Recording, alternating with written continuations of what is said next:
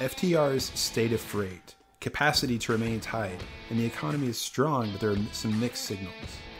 How the Denham Amendment could impact the J.B. Hunt mule brake trial. We do 5 Good Minutes with Ken Evans and Andy Dishner from Konexial. Then we talk about how the Dallas freight market is leading the country and how the Indian logistics industry is still suffering from capacity fragmentation and a labor shortage. I'm JP.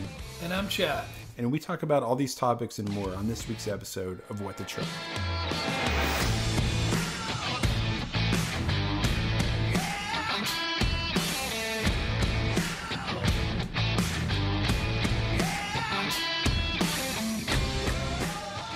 So, JP, I'm afraid to ask, are you drinking the same stinking thing? Well, it's a little, obscure IPA from this town called Comstock, Michigan.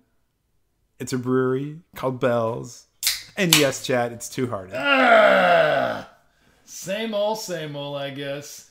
I'm trying a new thing. What you got going on? Yeah, man, it's a Southern Gothic from Sierra Nevada. They call it an unfiltered pills. But as I'm looking at this thing, it looks pretty filtered, clear as a bell. What are they talking about unfiltered? Interesting. So I'm not feeling it. When I hear Southern Gothic, I think of some decaying plantation and rumors of a ghost and some sort of disgraced aristocrat or something like that. But I guess I also think of a nice light beer that's good to drink when it's hot outside. Oh, right. Yeah, it's a confusing message. Is that kind of what they're going with the Southern Pilsner? Goth? That's a good question, and I think it's sending mixed signals. It's like a fancy Bud Light. As I'm looking at this in the sunlight, it looks incredibly filtered. So I'm very disappointed. Silent Barry is pointing me to the microphone, so let me get a little closer. And JP, let's talk about these headlines. Yeah. So you listened to FTR's State of Freight webinar, right? And where I really like the FTR webinar because they talk not only about truckload, but also the sort of interplay between trucking and rail and the economics of both, and how the spillover, the sort of the rate, the pricing competition, and the capacity challenges. Todd Chernowski especially is always super interesting, super sharp. You pronounced guy. his name very well. Oh, thank you. I have also covered this webinar in the past. But why don't you tell us about what they said today? Yeah, I like them too for the same reasons, and they give a very good overview. Not only Todd, I'm going to just say his first name, Chernowski, is that what you said? Anyway, so. Todd, but Avery Weiss as well. And they gave a really good overview. And one of the things that guess what? The economy remains strong.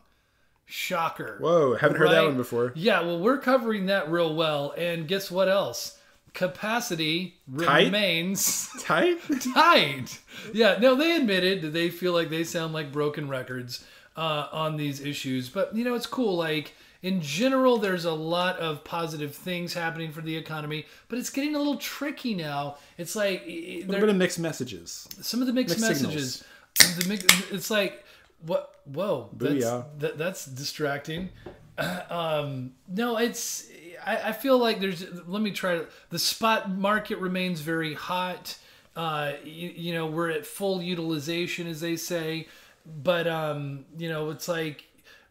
If things soften at all for the rest of the year, it will only be because not the economy is softening, but because capacity is starting to lengthen out a little bit. With infrastructure, especially so improvements to bridges, highways, overpasses, they're saying okay, if the average truck velocity goes up in these certain choke points, people are going to get more miles, therefore more freight can get moved. But we're talking, that's a small incremental change, right? Yeah, I think I'm almost at a loss for words because there's so much to cover in this webinar and there's so much going on. One of the things that I think is really a standout takeaway is that in terms of employment right now, across the board, we are seeing unemployment at historically low levels. Right. And by historic, like, we haven't seen it below 3.8% since December of 1969. Do you remember what was going on in 69? No, because neither one of us were alive. I mean, right. So that's what I mean by historic. My dad was in an aircraft carrier off Vietnam. That was about all I know. Whoa! And so this is the interesting part. They said, and they showed us a chart, and they were talking about it. The economic rules might be changing a little bit. I don't know. Here's have you heard this before? Like, you're already saying you don't know. Go on. Well, they were just saying that, like, if you add stimulus, like, in my lifetime, whenever they added, the feds added stimulus, it was always kind of like, oh, this is going to kind of help things move along in the economy, maybe loosen things up for growth. Maybe not so now. They're suggesting that it could lead to inflation. Yeah. And that's I think that's what's been happening. I mean, it seems like there are signs of that. Inflation is, I think this month it was 2.8% year over year. I think housing, or building materials in the retail sales of building materials, which accounts for. It actually doesn't account for raised prices, so inflation makes it go up. Was like 2.4% month over month. So it's growing super fast. And briefly, what is interesting about housing? It's one of the few things in the economy that isn't growing. It's they're pointing at it as going kind of side to side. But everything costs more. Yeah, they're saying that the good news about this is that perhaps, like, housing prices have stabilized and leveled off, and maybe they're really high right now. So this could be like a positive near-term signal, but for right now, it remains pretty static. Right. One of the things I wanted to get back to on the employment side was just that we've been, the Fed, not the Fed, but the government talks about there being sort of a natural level of unemployment, like about 4%, which is just sort of a normal sort of homeostatic, people changing jobs, people, some companies have layoffs, whatever. That's considered a natural level. We've been below that for a while now. And what that tells me about, like, the driver shortage is that at an industry like scale, we are not going to solve the driver shortage, period. There's no answer. There's not enough people that don't have jobs. Like, one company might be able to seat their trucks better than another company or something like that. But we are not going to be able to add significant numbers of drivers. It's running at capacity. And as you say, any more stimulus, any more demand for freight is just going to cause crazy amounts of price inflation. Right. Yeah. And it's right now, I mean, if you look around the country, prices are inflated. They're moving up steadily in most markets. Not crazy though, but I was talking to Zach, especially in intermodal. They're terrible. Intermodal, yeah. But I was talking to Zach Strickland about this the other day, and we were kind of the mind that one major event is all it's going to take to send everything through the roof. Everything is operating, as tightly as it can go. Like, if you look at what happened in Florida on Mother's Day with the reefers and how that shot up, like, if a hurricane hits, something like that, basically what happened last fall, last summer, things could get really unstable and chaotic and crazy. Possibly. I mean, we don't want to be alarmist here. Maybe so. Like, what would be a tipping point to really add to it? But speaking of which, like, how everything's connected, right. In the logistics industry. Right. Well, speaking of what you're talking about, they did talk about they talk about hiring, and they said, given the demand in the market, you might think that trucking should be adding even more jobs, even after the blip of a lot of people jumping off of the ship with the ELD thing. Right. And they said, but consider what the trucking industry is up against, and you'll probably guess it: construction and manufacturing. Right. Yes, right. Have added 545,000 jobs this year, which are also jobs that directly compete with trucking. And as Vice said, trucking it's a double whammy. Trucking has added probably 15 to 20,000 jobs this year, max. I think last month they added like 5,600. Well, that's exactly. Well, actually, it was. They said 6,600 from April to May. Okay. So very, very close. Yeah, it's very right on. So exactly it's wheelhouse. Orders of magnitude below. What I would say as many as probably 30,000 by now over this year. Well, I know one month they lost. It went down slightly. There was a blip on the radar they were talking about. Anyway, the point is they've added this, and you make an excellent point about the driver squeeze issue. There's other things like other talking points if we're just like giving a lay of the land of the industry. We've seen the FMCSA add the personal conveyance guidance which basically the long and short of that is that they're saying that not only the long and short, the short is that there's like, interesting, maybe there'll be a little bit of flexibility for the hours of service. And every Vice also suggested that a little bit of a longer term look here is that we're probably going to be seeing a pendulum swing toward deregulation. Yeah, I definitely agree with that. Yeah. That's everything we've been hearing from the FMCSA recently, especially with Commissioner Administrator Martinez, suggests that they're really trying to do anything that they can do to keep this economy going, and kind of ratchet. And they're doing it to their good credit. Like it really does seem like it's not just talk. Right. Another interesting talking point as we segue to our next headline is they pointed out that the Supreme Court's the California Supreme Court's deciding not to review the J.B. Hunt's appeal. No, sorry, that's the U.S. Supreme Court. Decided not to. Thank you. Yeah. The U.S. Supreme Court's decision not to review the J.B. Hunt's appeal in California. Is that to them, this trial overshadows all other legislative issues. They said it is the issue. So it's the issue. And what's the issue? The issue is that what's going to happen with independent operators and contractors, and how are they going to be viewed? Yeah, and so in 1994 there was a federal law passed saying that states should not interfere with the transportation industry in their operations, in their pricing, in their labor relations, all of that. Yes. Nice. Congress basically said that this is clearly interstate commerce. This is clearly, falls under what is it, like some clause, the interstate commerce clause in the Constitution. It's Congress's responsibility, not the states. California. That's the bottom line. Is it a state thing or is it a federal thing? And California, in the meantime, has tried to impose their own state minimum wages on truck drivers, people who might even be based outside of California, but work in California and then come out. They also have things like mandatory meal breaks, mandatory rest breaks, etc.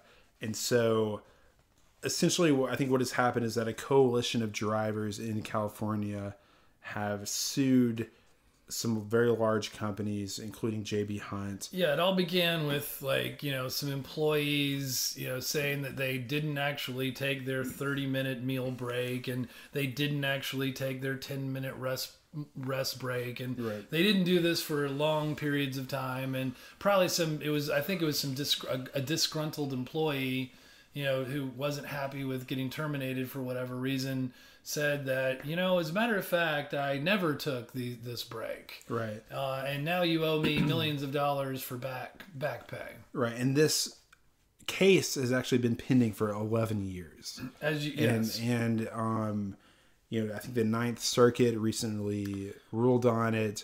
The Supreme Court declined to review it. And so now I believe it's finally going to go to trial. The Ninth Circuit Court ruled that transportation law does not prohibit individual states from setting its own rules about wages and breaks.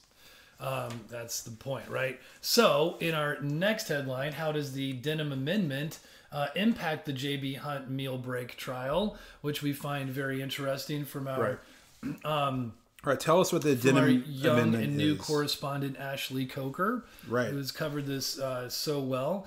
Well, I find it fascinating that this House passed Denham Queller Costa Amendment, that it possibly could completely make this whole case go away. Essentially, like it could take out the California's jurisdiction in all of this, because they could basically say they would the amendment as it's written would clarify Congress's intention to have primary regulatory authority over interstate commerce and end, as they're calling it, the erosion of this authority by states who impose meal and rest break rules that run counter to national uniformity. That's a statement that ATA officials made, and they support it, right. Which sounds right in league with what ATA.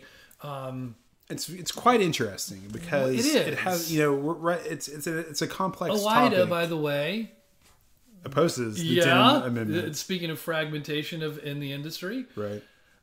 They said they oppose it. They expressed concern about the potential loss of pay for detention time and safety inspections and paperwork and other non-driving tasks. But to me, that's not really what the issue is. Exactly. And as a matter of fact, these very new that we just mentioned, these very new regulatory, the possible exceptions to the rule, the conveyance guidance, could take out that issue. Like if you get a little bit of flexibility with your conveyance guidance and the small amount of people in agriculture, but it's like those issues you can get paid for. Also, in terms of if good carriers give you special packages and compensation for all the extra duty that you do as a trucker, and you're already getting paid for when you help unload or load, and all the detention times and all the myriad ways that you may not have been historically paid for your work, and now you are, then may I recommend that we get behind some regulatory things for all truckers? Yeah, definitely. And what's interesting to me about this whole dispute is that we're seeing this sort of classic high school civics battle between the courts, the states, the U.S. Congress, all trying to define what the law is and what it should be. And these federalist questions and things like that. It's quite complicated, but we're going to keep covering it, and we have some really smart people who are paying attention to it, who are in touch with the staffs of the legislators involved in it, and just keep following FreightWaves.com if you want to see how this shakes out, because we're going to keep working on it. We are, and details to become available as they're ready. Also, what's interesting, JP, last week, our market analyst Zach Strickland wrote a piece called "The Los Angeles Freight Market Gets a Wake-Up Call" off of inflow from China that correlated spiking outbound turndowns from the LA market with the surge in port activity in LA and Long Beach. Occurs every May, but now we're seeing data in Sonar suggesting that the freight market is heating up somewhere else. You want to tell us about that? Yeah, so basically all of this freight has come over from Asia for the big summer push, and now it's working its way through the network, and we're seeing a ton of activity in Dallas. So the rate at which tendered loads are being rejected leaving Dallas has gone up by 54% in the past 3 months. Whereas the national average... It's making its way through the nation. The national average, it's kind of declined 6%. So we're looking at a spread of 60% between how Dallas has performed and how the national average has performed in the past 3 months. And it's right on target, and it's what we would historically expect, but our data is literally backing it up and demonstrating this. Yeah, it's actually really interesting. I mean, we talked to some brokers at I'll just say a Chicago-based, nationally recognized, huge brokerage, who said that the Miller Coors plant in Fort Worth has been done, which makes, I think, like 9 million barrels of beer a year. They've been dumping tons of loads onto the spot market for reefers. We've seen those turn down spike 50% in the past week. So to some extent, the Dallas turndowns might be led by that kind of activity. Basically, when summer hits the Southwest and the Southeast, people start consuming a lot more beverages, and all of those beverages are brought to them by trucks, and that's what we're seeing. But there's another really interesting piece of sonar data that really shows how the freight hit the West Coast and is now moving through the Dallas hub. Yep. And we think, the next places to heat up will be your Chicago, your Philly, your Atlanta. But that's our trucks in market heat map. Right. And if you look at that, you can really see how capacity has been moving east out of California. So San Diego has dropped down to 90% of its average trucks in market. Ontario, which is east of LA, has dropped to 91%. LA's dropped to 92%. Meanwhile, Dallas is up to 106%. Laredo 110%. Houston 107%. Shreveport 109%. Texarkana 111%. And if you look at the map, all of those KMAs, all those key market areas are kind of in a line just coming out of LA. And so it's really, we can really see the freight flowing through the national network. And right now there's a ton of action in Dallas. Crazy. Awesome. Good to see. Speaking of, briefly, we would be remiss not to cover some, each time we try to cover a global topic and something happening outside of the U.S. so that we're not so ethnocentric here. One of the fascinating things happening is in Indian logistics. And one of their issues, in a lot of ways, in that it's a developing country in a lot of ways. Yeah. So this was a story by Vishnu, who is from India. He's based in Germany. He kind of covers like global issues, European freight, European startups. Yeah. And he wrote this really cool think piece really about kind of the state of the Indian transportation and logistics industries. Yes, and he interviewed some key players in the supply chain space, and one of them said that the pressing problem that the Indian industry faces now is and is likely to face in the near future is the capacity fragmentation across the country. Sounds a little familiar in that way. Oh yeah. One of the things they passed recently to try to alleviate some of the pressure, but it's not completely doing it, is the goods and services tax. And it's supposed to mellow the problem, as they say, but it's still like they suffer from a lack of capacity visibility. Enforcement hasn't been great there, and while technology is having a small impact, it's still entrenched in a lot of conservative practices in the country. I don't know if that sounds familiar or not. Yeah, India is so interesting when you compare it to the U.S. because in some ways it's very much like the U.S. was, maybe 30 or 40 years ago. With it's sort of overregulated. The laws haven't caught up to really enable a truly interconnected, nationally bound freight economy. Has pretty shitty infrastructure in some places, things like that, right? Yeah. And on the other hand, though, there are things about India that match perfectly onto the U.S., which is like, yes, transportation and logistics providers are extremely fragmented, these Indian companies have been sort of leapfrogging the decades of slow, painful progress in the U.S. and have embraced a lot of like digital technologies to match loads and things like that. They're already there, so it's very interesting. It's developing, but it's like I would say it's very sort of uneven development. I think it must be, yeah, and I think that's part of the issue. They have this, like a gigantic population and employment issue, so it's very different in that way. And exactly, it seems like some of the tech savvy folks are leapfrogging over, and then all of, like, it puts pressure on the government, all of these folks that are like remaining unemployed, and what do we do with them? It's so crazy to me, that what would Vishnu found about an Indian labor shortage. I would think, I've been to India a little bit, but one thing I noticed was there were a lot of people there, and so 1.2 billion ish. Yeah, and growing. Right. But he was really saying like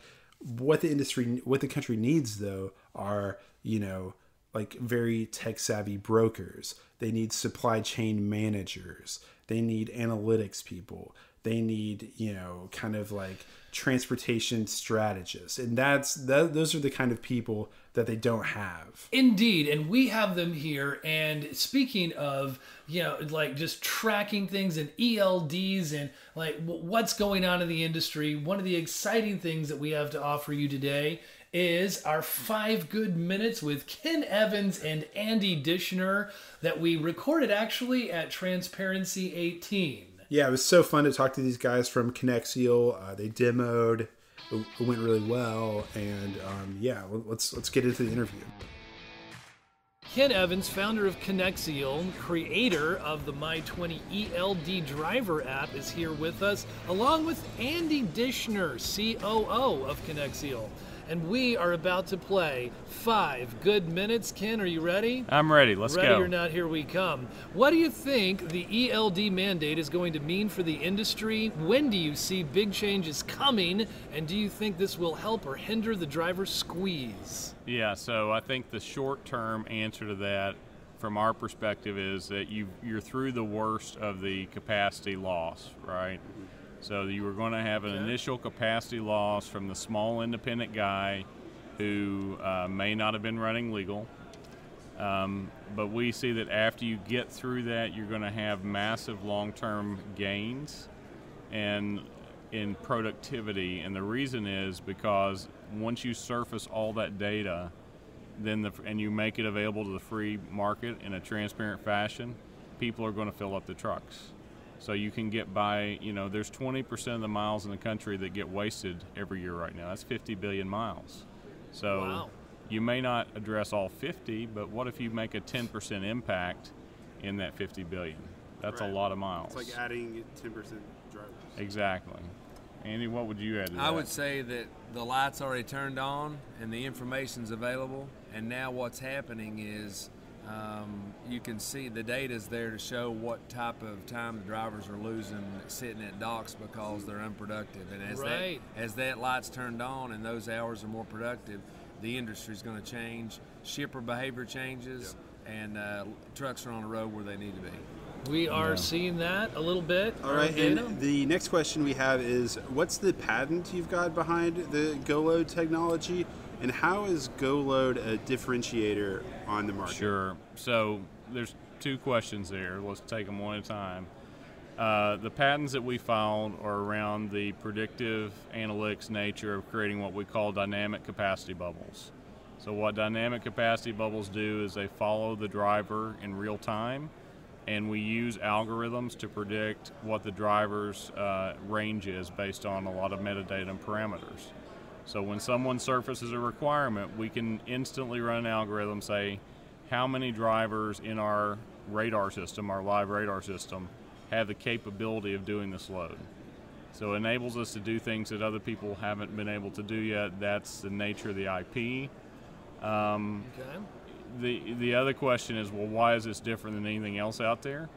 You can study all the other digital freight companies out there. There's no one else out there bringing a free market transparency solution. So basically, all the other digital freight companies out there are taking an intermediary model and just digitizing it, moving it to the digital realm.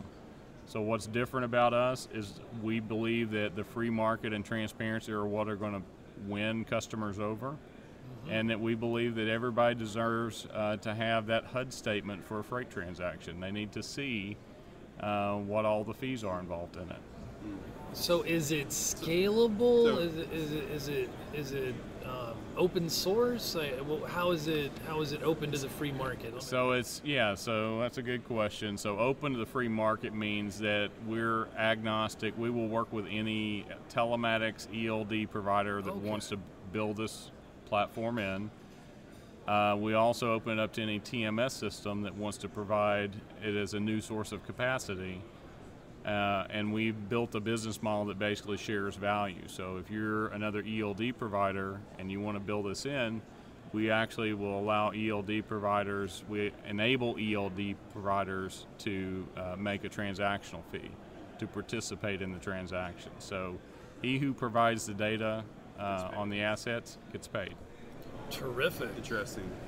Wow. And so this is really about like letting shippers see where the capacity is on like a driver by driver sort of level with everything like sort of measured. That and on the driver's side, giving the driver access to loads quickly in the lane that they want to move on without having to look at, just by tapping. Fit into like what he, the amount of hours he has left, or what he can do, or where he's so trying to go. we showed in our presentation what we call a smart hierarchy, right? So you start with location data, and then you move down to hours of service, then you move down to financial concerns, then you move down to, even down to driver preference. So there's multiple levels of data, and based on the amount of data that we can obtain that drivers are willing to share with us, we can provide them better results. Sounds terrific. Sounds wow, awesome. And you did it in 4:56. Very impressive, guys. There you go. And that's it's a lot of data, it's a lot of information coming at you, but I think that's a digestible chunk from an awesome, exciting company. You've done a number of patents, right? I mean, you've got you have it's Go Load is your new thing. Yep. But you have the ELD, My ELD 20. My 20 ELD. And then what was the second? The Go Load is the load matching service.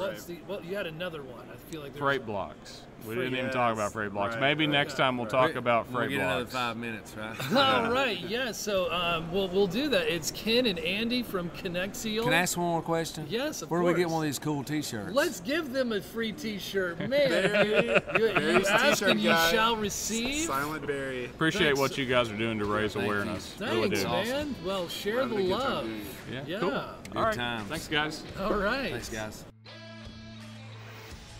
Thanks again to Ken and Andy and all that they are doing for the industry in trying to help find solutions and improve the technology. Fill those empty miles. And visibility and traceability in the industry. We barely have time for big deal, little deal. We are raising the ante. Yeah, dude, you went crazy this week. We have a lot to cover. Instead of 3 topics each, we're going to do 4 topics each. And I really want us to make sure that we cover these 8 topics in 2 minutes or less. And, are you ready, JP? I'm ready. Well, ready or not, here we come.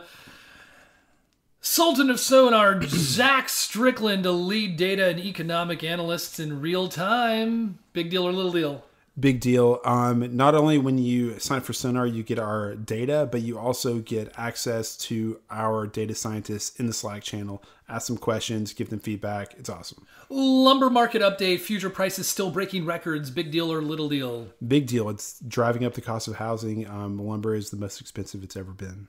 FreightWaves raises $13 million in oversubscribed Series A funding led by 8 VC. Big deal or little deal? I'd say a little deal. No, just kidding. Huge deal. So awesome to partner with the guys at 8VC and Jake Medwell. And, we're just looking forward to growing a lot in the next year. Commodities rallying, outperforming equities in 2018. Big deal or little deal?